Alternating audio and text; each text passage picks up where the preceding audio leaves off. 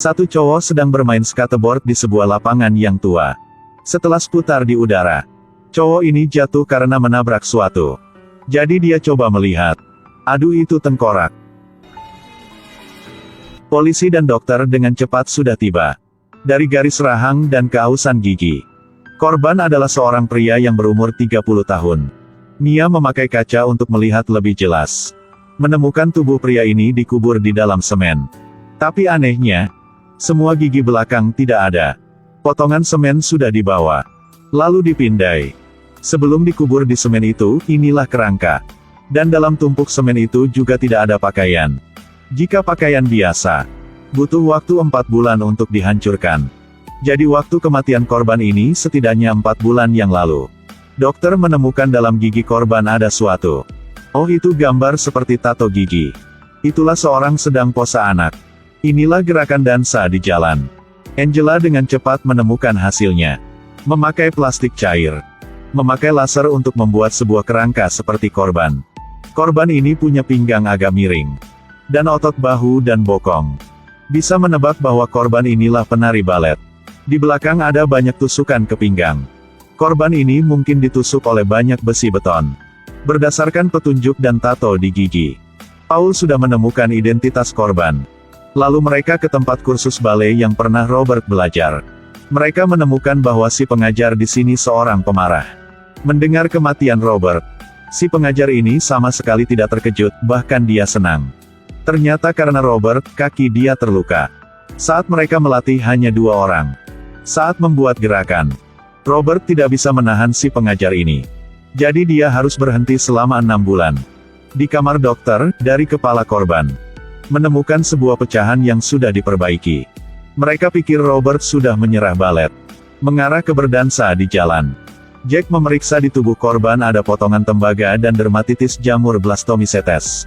Inilah sejenis jamur yang akan mengerosi tulang. Bagian tulang yang hilang disebabkan dari jamur ini. Mungkin Robert terkena jamur ini sebelum mati.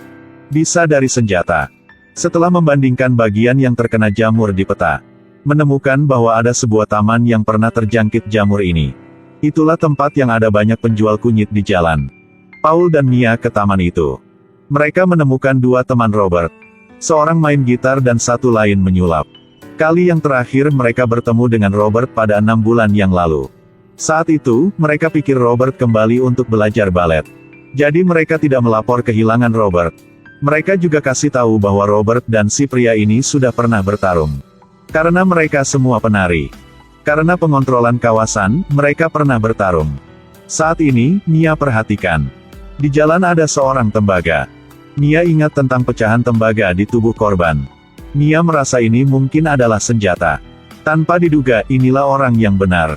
Mereka membawa pria tembaga ke kantor polisi. Dari pria ini, Mia tahu bahwa Robert adalah pencuri, bahkan dia punya kelompok. Karena mengkhianati kelompok jadi Robert dibunuh. Tapi kelompok itu siapa dia tidak tahu. Jack dengan cepat mengecek informasi ini. Pecahan tembaga di korban dan di tubuh pria ini tidak sama. Angela menemukan desain bangunan itu. Di bagian dasar ada banyak baja. Baja-baja ini ditutupi dengan plastik. Korban ini mungkin jatuh dari atas. Dan saat itu dia sudah mati.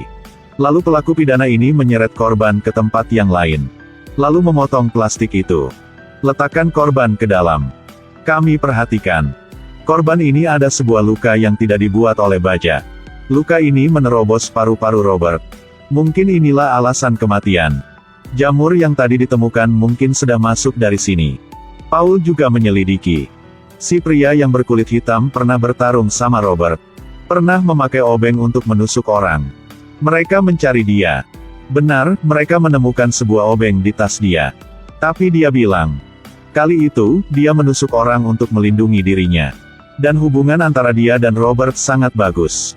Ketika Robert ke taman, dia sudah mengajarkan Robert cara mencari uang dari bakat dia. Jack memeriksa obeng dia. Di bagian atas, Jack menemukan banyak hal. Tapi tidak ada jamur seperti di korban. Jadi Jack ke tempat sampah di taman. Mencari asal jenis jamur ini.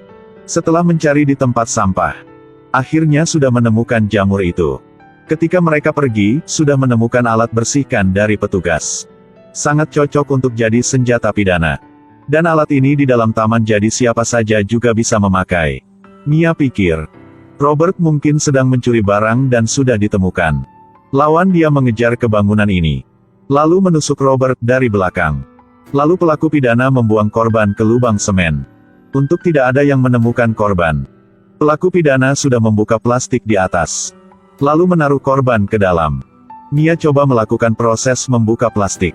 Dari pecahan bisa tahu bahwa pelaku pidana ini pakai tangan kanan. Saat Mia memotong plastik, pakai tangan kiri untuk menahan badan lalu berdiri. Jadi pasti ada jejak jari di sana. Berdasarkan sifat logam tidak menyerap minyak. Manfaatkan ruang hampa untuk mengklarifikasi. Sudah berhasil mendapatkan jejak jari. Jika dibandingkan ukuran, inilah dari seorang wanita. Paul memanggil dua objek tersangka. Lalu memberikan mereka segelas air. Lalu menaikkan suhu. Mereka hanya minum air. Makanya bisa mendapatkan jejak jari. Paul juga menyelidiki kasus pencurian di taman. Setiap kali ada kasus, Robert dan gadis yang main gitar selalu menunjukkan di taman. Jadi gadis itu sekelompok Robert. Mia menyangka gadis ini membunuh Robert bukan hanya karena uang, tetapi juga karena cinta. Saat ini, gadis ini minum air. Lalu mereka segera mengambil gelas itu. Paul memberikan jejak jari yang ditemukan oleh Jack. Gadis ini segera takut. Sikap dia sudah membuktikan segalanya. Kali ini kasus diselesaikan dengan sukses.